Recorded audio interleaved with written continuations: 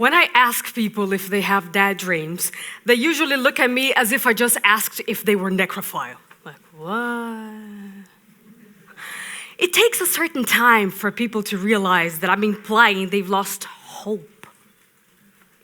The funny thing about life dreams is, though, that they're often associated with a money-making or a money-spending activity. But let's take a look at the definition of the word dream, just to be sure. A cherished aspiration, ambition, or ideal. That's pretty broad. And how about the synonyms? We do find goal and plan and target, but we also find fantasy, holy grail, and my personal favorite, yearning. Yes, a feeling of intense longing for something. It's passion, it's pain, it's imprinted. For some people, dreams go beyond life. It's not something that you do or a skill that you gain or something that you buy, but identity, uniqueness, or so I say. Today, I want to give you something to think about. A start point suggestion on how to become the person you truly, deeply want to be. It is known that our feeling of fulfillment can come from anywhere. Only you know what's treasure to your heart, what moves you. So, if your thing is not directly serving anybody else, it's okay too. Take my example. It cannot get more surreal or useless than that. When I was a little girl, I used to spend a lot of time on the roof terrace of my grandparents. Not only to play, but to wait. Every now and then, I would look up to the sky and, well, maybe now. No. You know, I was a clever kid and never believed in Santa Claus. I thought that would be quite impossible for one single person to deliver presents to every child in the world in one night. Still, I sat there day after day after day, waiting for Falkor to pick me up. So for those of you who are too young to know who Falkor is, that's Falkor. That's the dragon of the never-ending story. I hoped that he would come flying in, pick me up, and take me to Fantasia, so I could be a magical creature, so I could have what they have. Oh, my childhood was great. I had loving parents, grandparents, cousins, and being born in Rio, I had also all the sun that shines upon earth 300 days of the year. Life was awesome. But, you know, this human reality is just, meh. I wanted more. I wanted magic. This magic seeking shaped everything that I am. I started writing at the age of 7. Yes, I know it's sad, but I did have friends. I became a theater actress, then a theater director, and finally a fantasy author. My worlds were the fuel to get me moving forward. They gave me my willpower, my strength, and the courage to take action. But we actually know that, right? That self-actualized people, they seem more confident, more charismatic, more centered, happier. A very smart guy called Abraham Maslow even defined self-actualization as a human need. It's there, on the top of the pyramid. In his book, A Theory of Human Motivation, Maslow says, and I quote, "Even if all these needs are satisfied, we must often, if not always, accept that soon a new discontent or restlessness will arrive, unless the individual is doing what he is fitted for." It's the desire to become more and more one is, to become everything one is capable of becoming. It means that you killed your dream and it's gonna haunt you forever. Okay, it does sound like bad news when I say it out loud, I'm sorry. But it isn't. So think of your dream as a cauldron of magical fire. All you have to do is step inside and fill yourself with that unique energy that you're going to translate into action. That's it. That's simple. Oh, come on. We see the whole time on social media here. Do what you love. Love what you do. It's simple, right? No. Because we don't know. If we're not doing the thing or not doing it right, that means that there might be something we don't know. And that's often a how. How do I gain confidence to do this? How do I start? How do I accept it? Accepting it can be very difficult.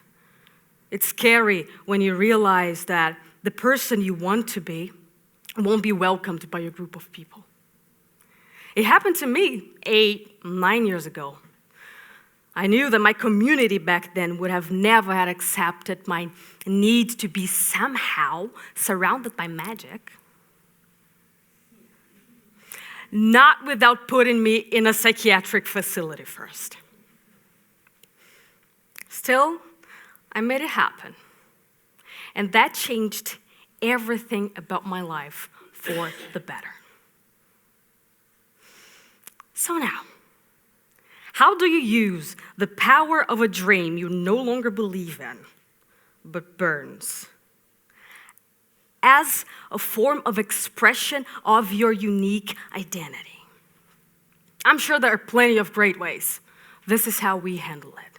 I'm going to get into it by quoting a blog post of an international organization dedicated to advancing scientific psychology.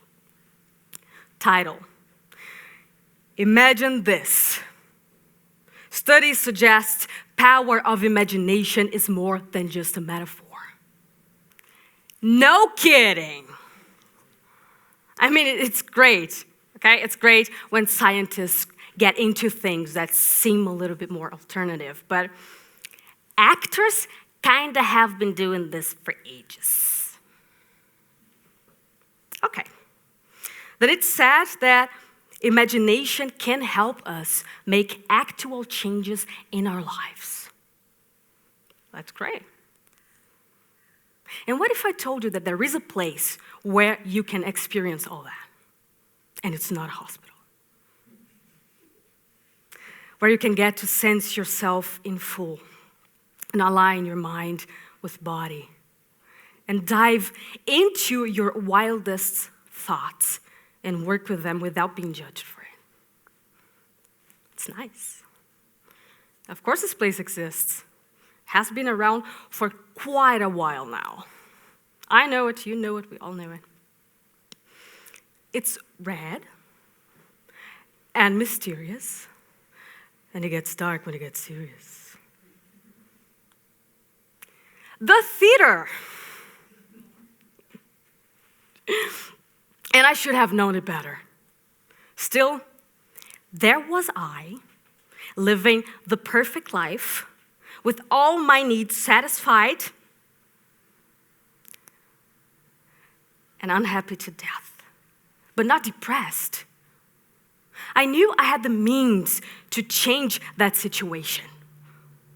I had learned all those skills. It should be possible for them to help me now. So I thought, girl, you are not going to make all the money you want to make with this profession in this country. But it has to be good for something. And it was. I used acting technique to listen to myself, to trigger emotions. I repeated exercises and implemented them in real life. Soon I had created a whole universe where I felt that confidence, that power, that fire. To me personally, it translated into this.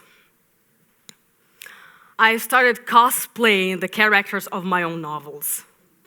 Yeah, for a lot of people, a reason to be ashamed. I couldn't care less. I think it's fun.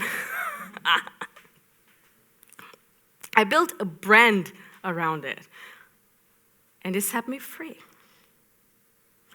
Before creating the Theater of Dead Dreams and a proper system on how to trigger one's uniqueness based on self-actualization, I had to test it on people other than myself, because I'm an artist. I'm used to weird things.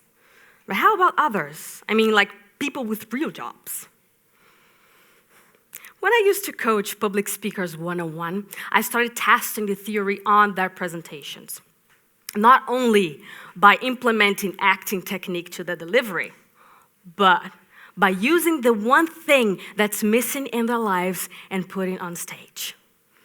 Not literally, but the energy of it. Though sometimes, I'd like for you to meet the chef of Facebook ads, a former client and our friend, Mr. Deepesh Mandalia. During our sessions, he told me that he's always wanted to become a chef cook. So we've done it. And during this process, he came out of his shell. He was even voted best speaker. The quality of his communication skills increased also off stage.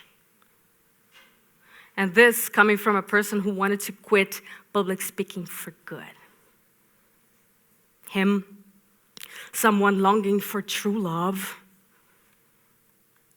a showman, a knight. A guy who wrote me on Facebook and told me that he wanted to create a theme park and that his wife, such as myself, needs fantasy. And in order to ride a unicorn on her wedding day, she put a paper horn on a white horse.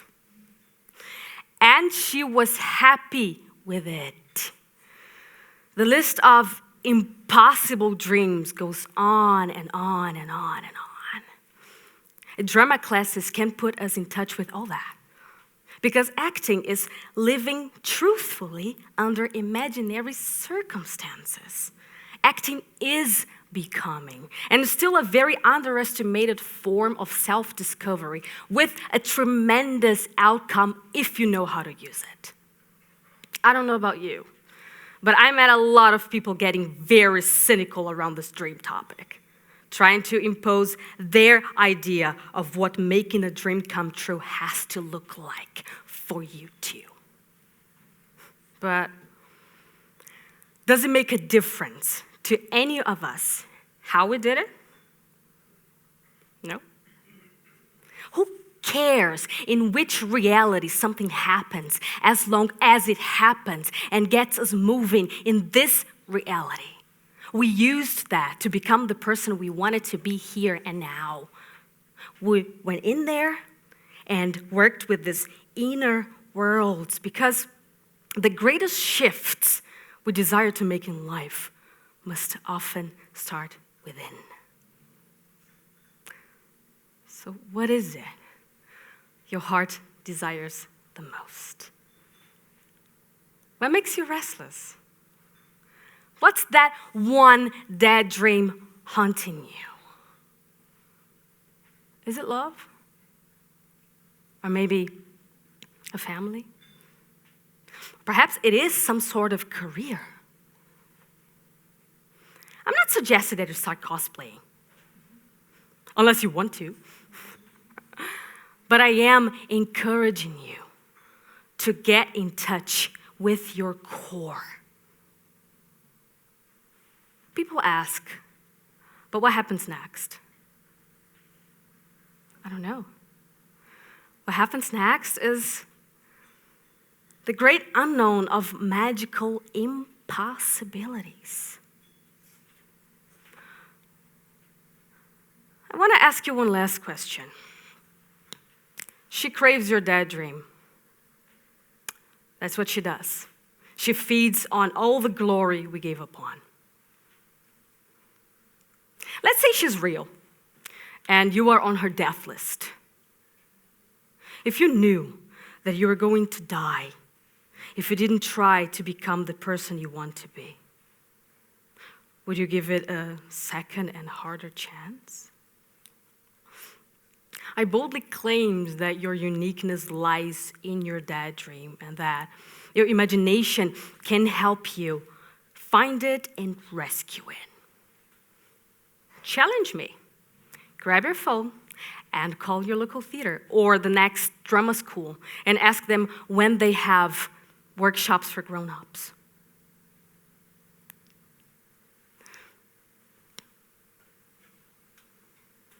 We've proven that it's worth at least a shot and that no dream is ridiculous, no matter how impossible they may seem.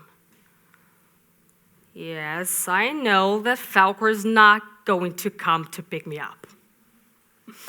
But the magic that I hold inside burns because of this silly, childish, and irrational hope that someday he might. Thank you.